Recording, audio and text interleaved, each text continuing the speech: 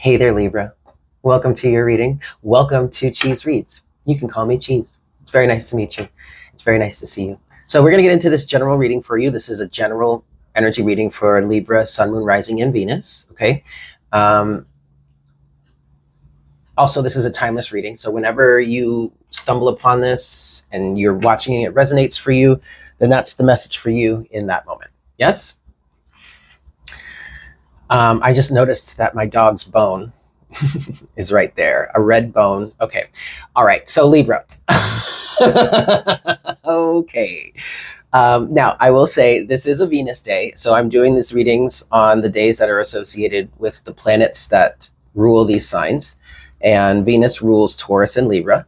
So today's Friday. So it's your day. And Libra, as I've been connecting in with your energy, some of you out here want me to do a love reading, or you are looking for a love reading. And I'm here to tell you right here, right now, that this reading specifically is not necessarily meant to be a love reading. There will be love readings in the future. And I do think I'm going to do those on Fridays because, you know, Venus is the planet of love. So there we go. We're not there yet. All right. Right now, we still need to talk about you, because the only way that love is really going to find you is if you are open enough to allow it in. Okay. And we get you to being open enough to allow it in by working through your trauma, working through your processes of healing your past and going through and whatnot, and evolving and remembering. Really, it's really not even about endings. Well, there is a level of ending cycles to this, but you end these cycles by remembering who you are. And that is what we're trying to do here. Okay. So that is our goal here on Cheese Reads. This is a goal for all of the signs, but for some reason I feel compelled to say it specifically to you, Libra. And I guess it will disseminate through the collective from here. But the intention here with Cheese Reads and with these readings that I put up here are for us to remember who we are, so that we may regain our power back to embrace ourselves and to manifest the lives that we are meant to have, 222 on the counter, and to align with the timelines that are for our highest good. Okay, cool. So Libra, let's begin. Don't be scared. Don't be scared. You don't gotta be scared. Come on now. I mean, it might hurt a little, but the sun. Okay, so the first thing I'm seeing for you is the sun. We haven't gotten to the tarot yet. We're starting with an oracle deck. But what I like to say about the energy of the sun is, yes, the sun can burn. So like you can get a physical sunburn, you know, in life from the sun. But in terms of speaking spiritually or energetically or self-awareness energies, when you get burned by the energy or the light of the sun, in this sense, it's a good thing, because now you have something to focus on that can be healed, can be improved, can be expanded, so on, so forth, whatnot, whatever.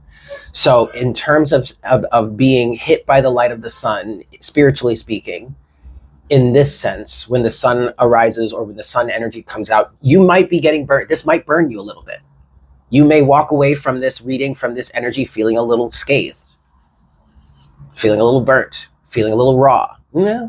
Okay, that's just part of the process. And that part of the process is the awareness side of the process, because you are never going to be able to change something, to fix something, to heal something if you're not consciously aware of it. And unfortunately, in this 3D reality, there's going to be pain involved with that awareness. You got to work through it. Okay, that's something that we can't that we can't avoid.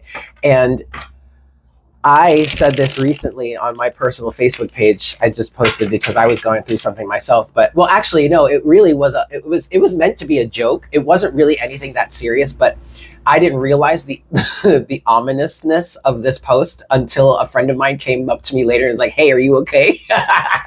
But I posted, "Pain is proof that you're alive." Now, I get it. In hindsight, that's a pretty ominous post.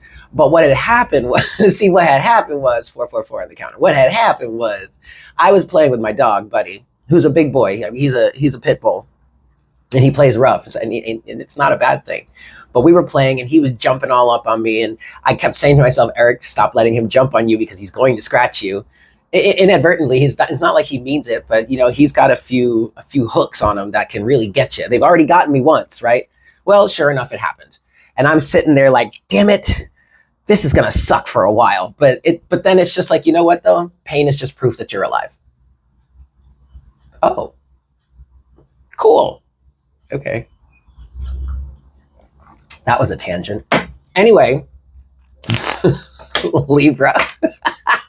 I love you guys. I'm having so much fun just sitting here chatting with you. Yay! Okay. Libra, Sun, Moon, Rising, Venus. What's going on? Okay. All right. I got you, boo. I got you, baby. What's going on for you? My Libras, my beautiful Libras. Sun, Moon, Rising, and Venus. What's going on for Libra? I do feel like you're in a pretty good place overall, or ultimately, when you boil it down, when you really think about it. So for some of you, focusing on gratitude is maybe helpful for you at this time. What can you be grateful for? That may be a really good exercise for you. When you find yourself in some really, really dark places, yes, you're almost going to have to force yourself to look for things to be grateful for. But in doing that, and really, I mean, like really sinking into that, like really forcing yourself to look for things to be grateful for. Look for the little silver linings. Look for the little spots in your life where there's a little bit of light shining through all the death and decay, okay? Force yourself to be grateful for something. Force yourself to find a reason to be grateful for something. And the more you focus on that, the easier it will be to find those experiences, and thus the more of those experiences will show up in your life, okay? This is part of remembering who you are and remembering that you are the creator of your reality. Even though you are working from processes and trauma and conditioning and programming that you have acquired in your life thus far, you ultimately still have the control, which means that you can dismantle this programming that's keeping you in a place that you do not want to be. That's what we mean by you are responsible for the creation of your reality. It's not to shame you. It's to remind you that if something is not working for you, if you don't like it, or if you don't like where you are or what's going on, then you have the power to remember who you are and change your internal reality so that your external reality reflects that which you truly desire. Okay? Libra. True is your first card. Well, that's true. Huh. Some of you are kind of like, you right? You right? Okay. I hear you. That's true. You right. I'm gonna take responsibility for this. But it's not in a way, we're not trying to shame you here, and we don't want you to sink into any sort of shame, regret, especially not in any guilt either. Like, no, just, okay, it's humbling. It's humbling. You may have to take several seats. Okay. That's a good way of putting it. You might have to take several seats, but you know what? That's fine. You'll get back up again. It's about being self-aware enough to know when you can say, okay, I need to pull back a little bit and recalibrate. Ultimately, you are going to feel so much better, Libra, when you find yourself in a position where you have more control over your circumstances. And obviously, you're never going to have full control of external circumstances. What's going on, what's actually happening in the chaos of the outside world has nothing to do with any sort of control that you have access to. Okay. The only control you have is what's going on internally. And when you find yourself in a position to be fully in control, if not just that much more in control of your internal reality, you are going to feel light years better. And that is the truth. But that takes humbling yourself, I guess, a little bit is ultimately how I'm hearing it. Humbling yourself in some way, in somehow allowing yourself to be humble enough to sit down for a second. Okay? The crusade is over, I just heard for some of you. Ugh, that's a little harsh. I don't know. Take that with a grain of salt. What's going on for Libra? pure. Okay, so this is giving purification process. Something is pure though. Something here is pure. Your heart is pure. Your intentions are pure. There is a level of purity you are working on achieving at this time that you need to be cultivating at this time. There is a purification process that you must be undergoing in this moment. And it's not a must be in terms of like, oh, I guess you're going through this. No, it's like you need to be going through a purification process right now. It would behoove you to do some sort of purification, whether that is a physical detox, you know, like making a power juice or like a highly antioxidant juice and juicing for a little bit, maybe fasting for a little bit, going on maybe a water diet for a little bit, obviously within reason, or energetically, spiritually, 1111 on the counter, mentally, maybe going through some sort of social media detox would be nice for your mind, for your mental, even for your emotional body as well, your nervous system as well, something like that. I'm definitely getting disconnecting from like unplugging, whether this be a permanent unplug, like actually choosing to go off grid with your life, which is kind of a bit of an extreme of this energy, but I could see it how it could progress, or how it could have progressed to that, or just a temporary unplug, reset, 1111, 1147, 1111 again on the counter. And seeing nature, I'm seeing somebody going to nature. Yeah, there is definitely a purification process, a level of purification that is needing to be happening for you right now, Libra. Okay, so you need to take that seriously. Uh-oh, paper chasing.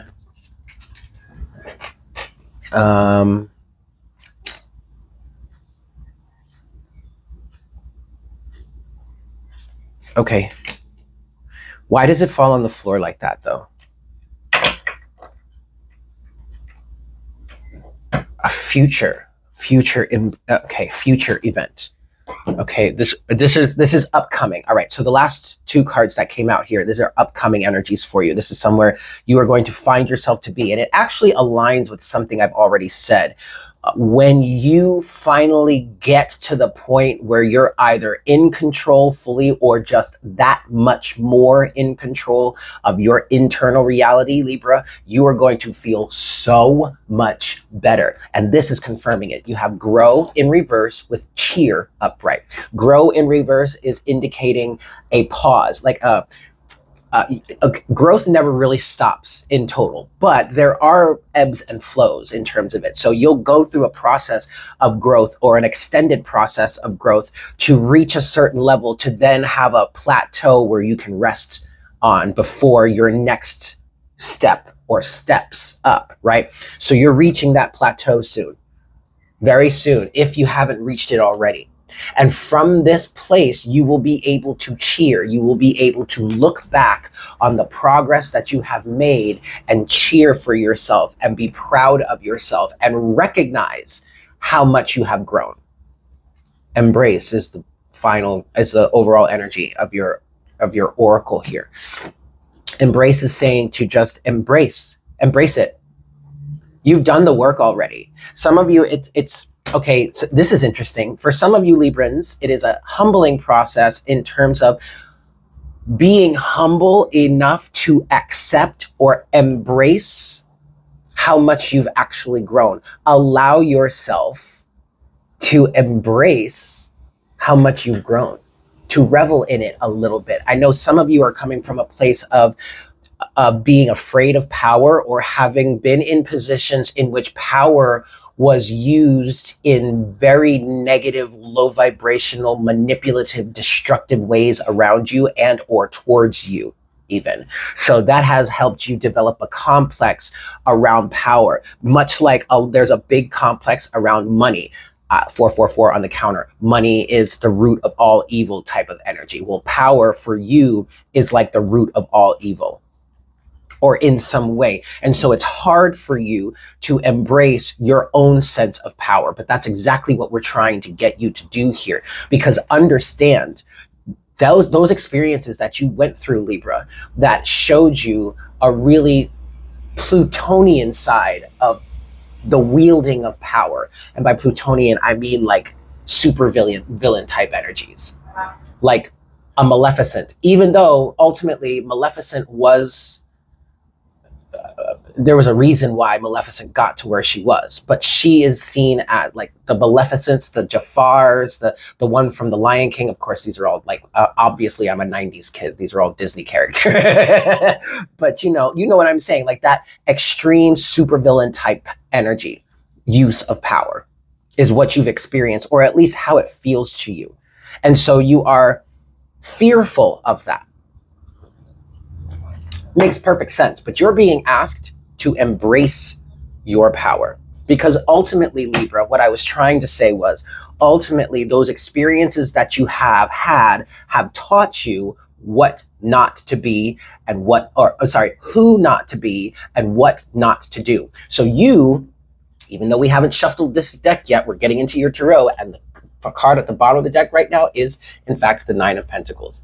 You can wield this power independently of the circumstances you grew up in or the circumstances that taught you about power. You are independent. You can be, Libra. You can be independent of that. Okay?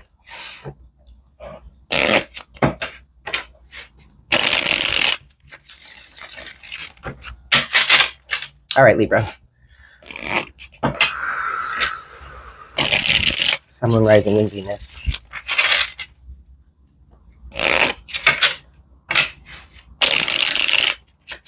Libra, Sun, Moon, Rising, and Venus. The world. The world. Okay. You are definitely closing out a cycle, moving on to the next phase, to the next the next upgrade, the next level, the next timeline. You're moving on.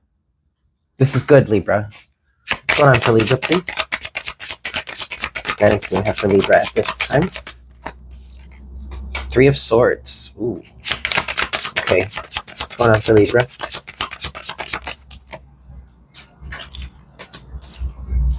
Page of Pentacles. Seven of Pentacles. Yeah. Okay, Libra. Sun, Moon, Rising, Venus. And the Queen of Wands. Yeah, actually, okay, so this this progressed exactly how it felt like it was going to progress when I saw the Three of Swords. So the Three of Swords is your first card in the tarot here.